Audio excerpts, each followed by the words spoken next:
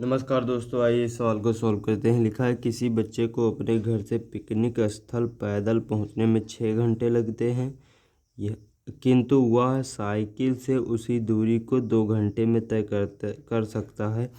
यदि उसकी साइकिल की औसत चाल उसकी पैदल चाल से 7 किलोमीटर घंटा अधिक हो तो उसकी पैदल चाल और साइकिल की चाल ज्ञात कीजिए।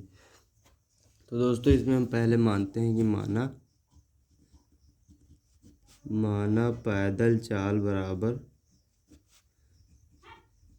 पैदल चाल x है और साइकिल की चाल जो है वो y है।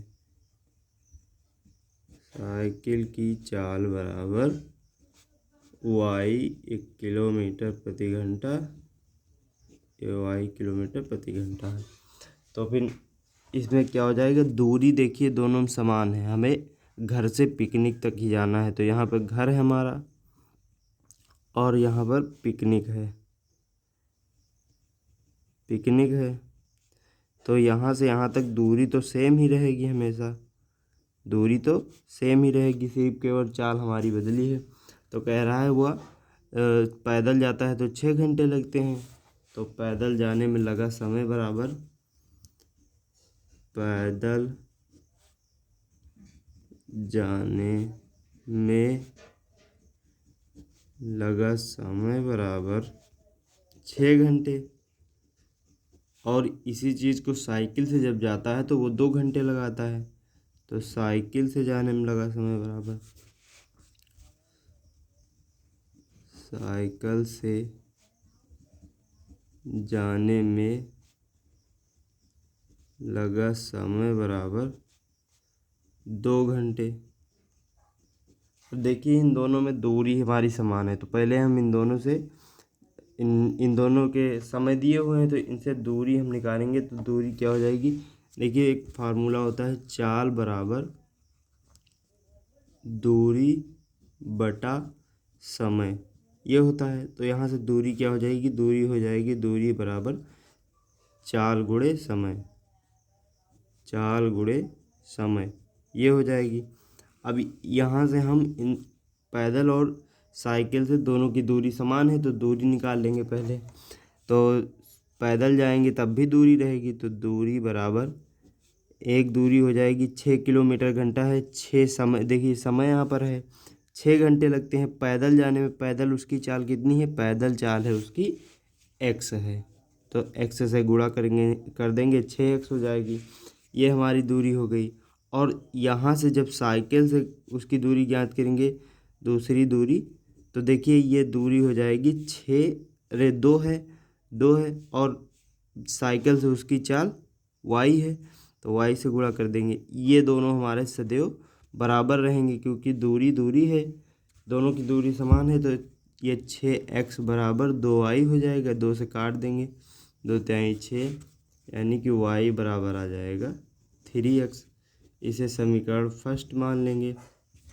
अब देखिए दूसरे में क्या कह रहा है यदि उसकी औसत चाल उसकी पैदल चाल से 7 किलोमीटर घंटा उसकी साइकिल की औसत चाल उसकी पैदल चाल से 7 किलोमीटर घंटा अधिक हो तो उसकी चाल ज्ञात करना है।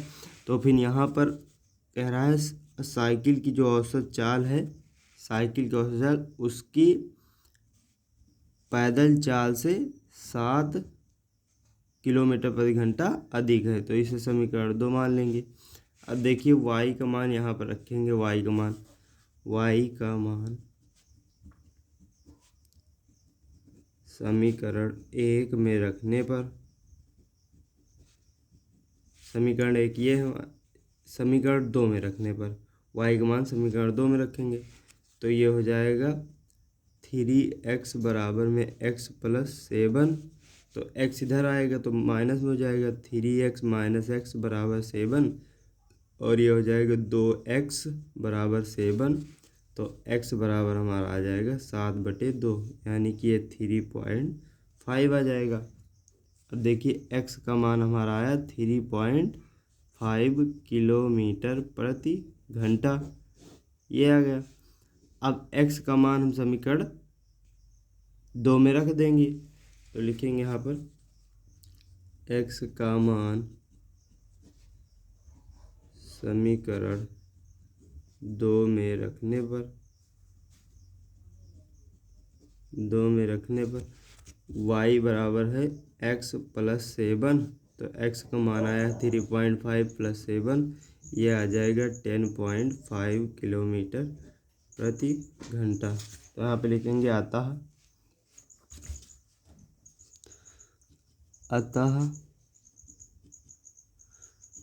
साइकिल की चाल बराबर